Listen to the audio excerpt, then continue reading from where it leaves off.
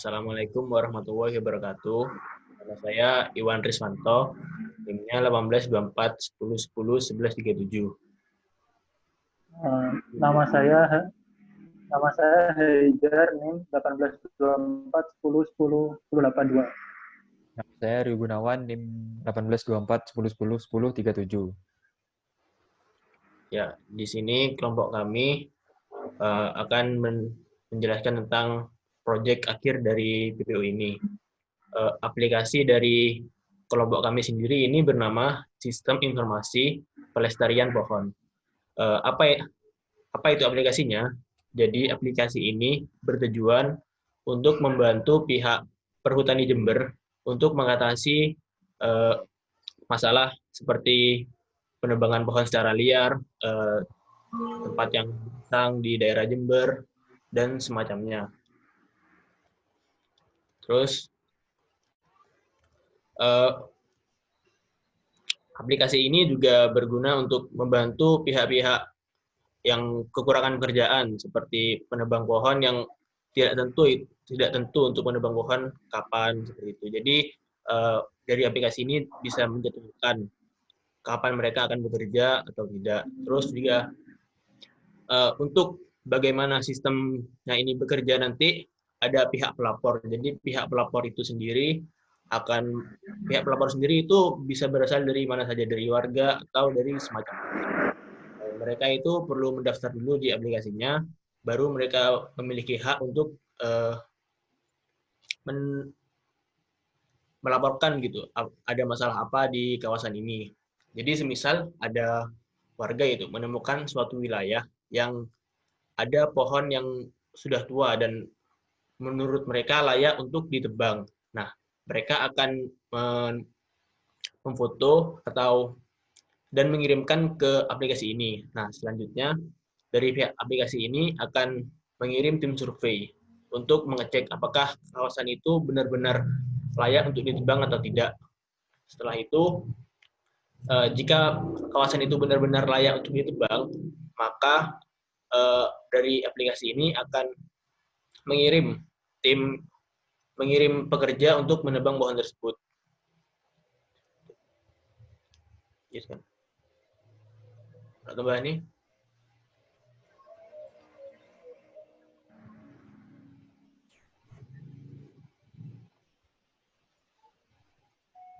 Kemudian, jadi kesimpulannya tadi dari aplikasi kami ini ada 4 aktor. Jadi yang pertama adalah ada petugas penebangan dan penghijauan, yang kemudian ada operator perhutaninya, kemudian yang ketiga ada tim survei, dan juga yang keempat ada user. Jadi masing-masing aktor ini sudah dijelaskan oleh teman saya tadi bagaimana perannya di dalam aplikasi ini. Nah, kemudian ada yang namanya business value atau keuntungan tangible dan intangible dari aplikasi ini. Jadi keuntungan intangible-nya, jadi di sini memperkecil kemungkinan terjadinya banjir di daerah yang dicakup oleh aplikasi ini. Kemudian meminimalisir efek penebangan liar dan juga meningkatkan kawasan penghijauan. Kemudian untuk keuntungan tangible-nya, jadi biaya operasional dari perawatan hutan atau reboisasi ini kita memberikan perhitungan sebelum menggunakan sistem ini biaya operasionalnya sekitar Rp60.000. Jadi petugas ini ketika mengunjungi tempat dan sebagainya ini membutuhkan biaya sekitar Rp60.000, sehingga per bulannya jika ada 4 kali kunjungan ini sampai Rp240.000. Jadi ketika aplikasi ini ada, ini mengurangi sebesar Rp30.000 karena sudah dijadwal sesuai dengan laporan dari aplikasi ini. Nah, kemudian setelah melakukan proses penebangan atau penghijauan ini, akan ada biaya perawatan. Jadi perawatannya ini yang di awalnya perhutani melakukan penyetokan barang berupa pupuk dan sebagainya sekitar 1 juta atau sebagainya karena tidak terjadwal dengan jelas, jadi lebih hemat dengan aplikasi ini sebesar Rp100.000 seperti itu. Nah, spesial isunya atau constraint-nya, jadi aplikasi ini berbasis desktop. Dan juga aplikasi ini hanya mencakup daerah Jember. Kemudian setiap pukul 1 malam atau hingga pukul 2 akan dilakukan maintenance system. Kemudian user dan petugas penebangan dan penghijauan ini dan user yang lainnya harus login untuk menggunakan aplikasi ini. Kemudian untuk akun dari pekerja atau penebangan atau penghijauan ini nantinya akan diinputkan oleh operator. Nah, kemudian aplikasi ini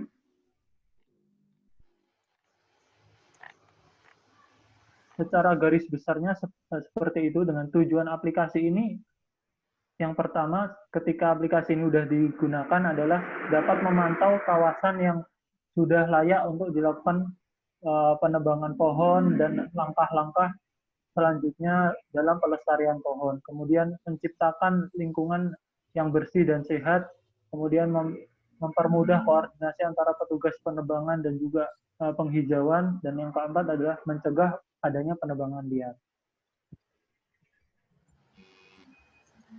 Oke, untuk demo aplikasinya, sebelumnya aplikasi kami digunakan dengan bahasa pemrograman Java. Nah, untuk modelnya kami di sini menggunakan model MVC, yaitu model controller dan juga view. Nah, untuk itu langsung saja kita ke login page, kita jalankan aplikasinya. Nah, di sini setelah kita jalankan aplikasinya akan muncul tampilan login yang akan disuruh memasukkan username serta password. Nah, di aplikasi kami sendiri tadi kan ada 4 aktor. Dan masing-masing aktor itu ada role-nya sendiri. Nah, di mana di sini dijelaskan bahwa role nomor 2 merupakan user, role nomor 3 merupakan petugas, role nomor 1 merupakan admin, dan role keempat merupakan tim survei. Nah, jadi ketika kita menjalankan aplikasinya, nah di sini ada database dari aplikasi kami. Di sini ada tabel user. Nah, di mana di sini ada beberapa pengguna dari aplikasi kami. Di role-nya sendiri di 1 tadi, nomor 2, nomor 3, dan nomor 4. Nah, kita di sini akan mencoba dengan user dengan role 2. Di sini sebagai user. Di sini sebagai user. Oke, ini username dan password-nya. Kita coba. Oke.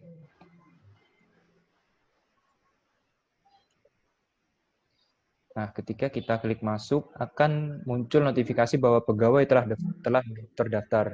Nah, setelah itu kita akan masuk ke dalam dashboard-nya. Di sini ada beberapa, ada dashboard, ada tampilan buat laporan saya, tentang kami, dan juga chat server. Nah, di sini ada tampilan dashboard. Di sini akan menjelaskan apa sih sistem informasi pelestarian pohon itu. Nah, jika pengguna ingin melaporkan, bisa juga klik di laporan ataupun diklik di bawah ini untuk membuat laporan. Nah, misalkan kita ingin membuat laporan penebangan, misal alamat di Jalan Sumatera, nomor 10, dengan keterangan telah terjadi, misal kita di penebangan telah terjadi pohon lebat, misalkan. Misal di sini kita bisa upload gambar. Ketika kita klik, maka kita akan membrowse folder kita. Misal gambarnya apa ya? Misal ini dah, APS pengacara. Akan muncul notif file telah berhasil diupload. Ketika kita klik OK, maka gambar yang diupload oleh user tadi akan muncul di sini. Dan ketika kita klik selesai, nah, maka akan muncul notifikasi terima kasih. Nah, jika kita lihat di database di tabel laporan, nah, maka di sini akan muncul kategorinya tadi penebangan, alamat di Jalan Sumatera, dan juga keterangannya telah terjadi pohon lebat, dan juga pet fotonya. Nah, di sini ada juga kolom ID verifikasi, Kenapa kok berisi 0? Karena di ID verifikasi ini kan belum diverifikasi oleh tim survei. Makanya berisi 0. Selanjutnya ada ID laporan pekerjaan. Juga 0 karena tim petugasnya belum mengerjakan laporan. Dan juga ID petugasnya karena belum diset oleh adminnya. Oke, kembali di aplikasinya. Ketika kita klik laporan saya, di sini muncul laporan 0. Kenapa laporan 0? Nah, di sini laporan saya user. Nah, di sini di laporan saya user, di sini ada function tampilkan laporan. Nah, kenapa laporan tadi isinya 0? Karena di sini saya set ini. Select all from laporan where ID user dengan data user get ID, yaitu ID dari pengguna tadi, dan juga ID laporan sama dengan 1. Nah, kenapa tadi tidak muncul? Kita lihat di database. Nah, di sini ID dari laporan itu adalah 4. Nah, maka tidak muncul. Oke. Ketika kita cek lagi, nah, ini laporan 4 hanya di sini yang muncul. Kenapa kok cuma 4? Karena mungkin keterbatasan ini, pengetahuan tentang sintaks untuk menampilkan semua data yang ada di database. Makanya hanya 4 label saja yang saya tampilkan. Ketika kita klik detail, nah, ini akan muncul laporan saya tadi, laporan penebangan, alamatnya di Jalan Sumatera nomor 10, keterangannya telah terjadi pohon lebat, dan ini juga fotonya. Di sini ada tulisan, laporan telah diproses, terima kasih atas laporan Anda. Oke, ketika kita klik kembali, akan kembali ke sini, dan juga lanjut ke halaman tentang kami. Nah, di sini kita menjelaskan sistem informasi pelestarian hewan merupakan sebuah perangkat ini, dan juga sejarahnya. Oke, selanjutnya ke fitur chat. Nah, di fitur chat ini karena belum memahami tentang apa ya, socketing dan semacamnya. Nah, di sini kita menggunakan model semacam posting. Jadi, ketika kita klik misalkan hello world. Nah, pesan ini ketika kita kirim, pesan ini akan tersampaikan ke pihak admin. Nah, ketika kita kirim chat berhasil. Nah, di sini memang tidak tampil. Nah, di sini tidak tampil semua, hanya satu saja. Di sini hello world, karena di control user tadi, nah, ketika kirim chat tadi, insert into chat, ID user, pesan, values-nya. Yang pertama, data ID chat-nya sama dengan 0 di sini karena auto increment. Dan yang kedua, ID user-nya sendiri, dan get isi chat-nya yang pesan tadi itu. Nah, ketika kita lihat di view-nya, chat user,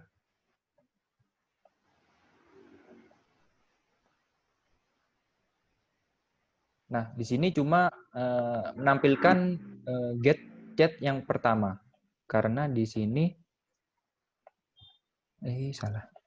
Karena di sini variabelnya namanya chat1. Jadi ketika kita chat, kirim chat berhasil. Nah, ini. Nah, ini. Ketika kita tampilkan chat, maka yang akan di-set adalah get chat pertama, yaitu kolom chat pertama tadi. Pesannya apa? Nah, seperti itu. Dan itu merupakan fitur dari user. Ketika kita logout, misalkan, nah, maka kita akan kembali ke login, halaman login. Kita coba dengan akun admin. Di sini akun admin, rule-nya nomor 1. Nah, dimisalkan ini, username dan password-nya. Nah, ketika kita coba,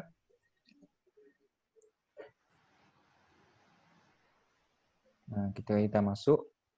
Nah, ini adalah halaman dashboard dari admin. Kita lihat di fitur chat yang tadi. Nah, di sini ada tampilan siapa sih tadi yang mengirim pesan. Oh, ternyata user 2. Isi pesannya adalah hello world. Nah, jadi seperti itu model chat dari aplikasi kami. Nah, di sini kita akan coba melihat status verifikasi. Misalkan laporan dari user tadi apakah sudah diverifikasi atau belum. Nah, di sini ada tulisan laporan reboisasi, penebangan, dan ada warna-warnanya. Di sini telah dijelaskan yang dengan warna hijau telah diverifikasi dan warna merah yang belum valid. Nah, kita lihat di laporan. Nah, di sini ada beberapa laporan, ada 4 laporan. Yang pertama, laporan ID 1, ID verifikasinya 1, yang menandakan bahwa ID verifikasi 1 adalah valid. Nah, jadi ID laporan 1 merupakan laporan yang valid, dan 2 juga valid. Nah, di sini ditampilkan dengan warna hijau. Nah, kenapa 3 dan 4 ini ditampilkan dengan warna merah? Karena di sini ID verifikasi 0, belum diisi. Jadi masih belum diverifikasi oleh pihak tim survei. Nah, jadi seperti itu. Kita kembali, misalkan lihat status pengerjaan laporan. Nah, di sini ada yang berwarna hijau dan berwarna abu-abu. Laporan dengan warna hijau telah selesai dan laporan dengan warna abu-abu merupakan laporan yang belum selesai. Nah, kita misalkan di laporan pertama, laporan reboisasi tadi. Nah, di sini kan laporan pengerjaan sudah selesai dan juga ada ID petugasnya. Nah, ketika kita klik lihat status laporan, nah di sini akan menampilkan detail dari pengerjaan dari pengguna tadi. Di sini ada fotonya pengguna dengan user ketiga. Nah, di sini laporan tangan pekerjaan memang 0 karena di sini saya belum di deskripsi di sininya. Oke, jadi seperti itu sistemnya. Dan kemudian